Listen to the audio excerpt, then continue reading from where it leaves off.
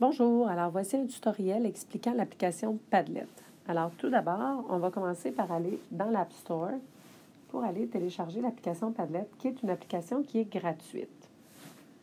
Alors une fois dans l'application, pour la première fois, je dois commencer par m'inscrire et par la suite, quand je vais l'ouvrir, je vais juste avoir à me connecter. Alors notez ici que Padlet est disponible également en ligne sans avoir à télécharger l'application. Alors on va simplement sur Internet, on écrit Padlet et on peut aller se connecter à notre compte qu'on a créé. Donc, on vous suggère fortement de vous inscrire via Google pour éviter d'avoir à retenir plusieurs noms d'utilisateurs et mots de passe. Donc, si ce n'est pas le cas, vous allez devoir entrer ici le nom d'utilisateur, le mot de passe et vous en souvenir.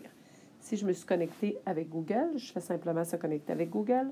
Je vais choisir l'adresse avec laquelle j'ai créé mon compte Padlet et je suis prêt à faire un nouveau Padlet. Alors, je clique en haut à gauche. On m'offre alors différentes dispositions. Pour aujourd'hui, nous, on va choisir étagère. Alors, notre Padlet s'ouvre et on a ici à droite l'endroit où on va aller choisir le titre de notre Padlet. Alors, on vous demande pour le titre de mettre tout simplement votre nom, prénom et nom de famille, et d'écrire dans la section description le nom de votre école tout simplement. Ensuite, vous avez les papiers peints. Alors, le papier peint, comme vous pouvez remarquer, c'est le fond de votre mur. Alors, vous avez des choix et vous pouvez cliquer sur le petit plus ici en dessous pour avoir encore plus de choix. Alors, ça le dit. Alors, si par exemple, moi, je voulais prendre ce fond-là. Alors, voilà, j'ai choisi. Alors, je reclique sur ma petite flèche ici. Je reviens où est-ce que j'étais.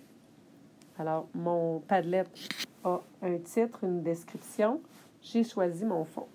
Alors, je vais vous montrer ici, si on descend, quelque chose qui peut être utile si on le fait à plusieurs.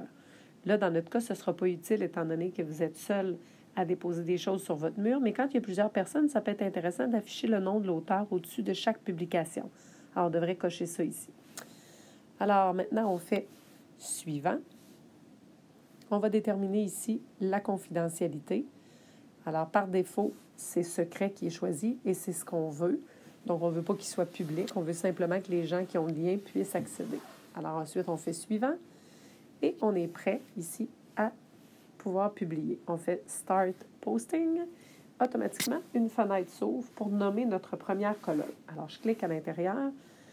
Dans mon cas ici, la première colonne, ça va être les Flash Apps. Alors, je fais Sauvegarder.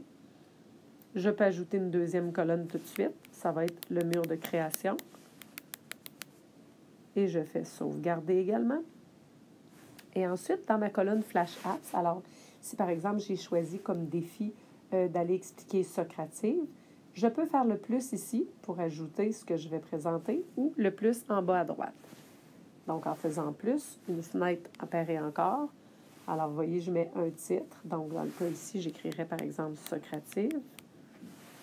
Okay, si je me suis trompée, je peux toujours faire la petite poubelle. Puis si jamais il est trop tard, je peux l'enlever aussi en cliquant ces 3 petits points par après. OK?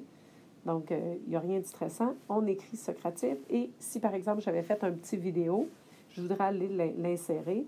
Donc, ici, vous voyez en dessous, c'est les choix des pièces jointes. Si je clique sur la ligne, il y a une fenêtre qui m'ouvre et qui me permet d'aller dire où est l'élément que je veux ajouter.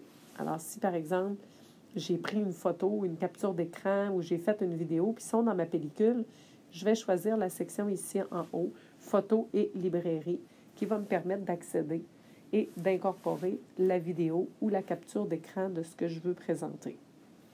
Attention ici, une fois qu'on a fait ça, si je laisse ma petite fenêtre avec les icônes dans le bas et que j'appuie sur plus, ma fenêtre va disparaître.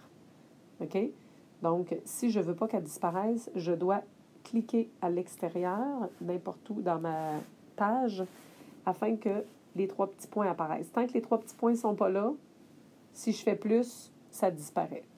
Donc, une fois que c'est fait, je peux aller ajouter en faisant plus pour une nouvelle publication. Alors voilà, en espérant que ça vous a aidé.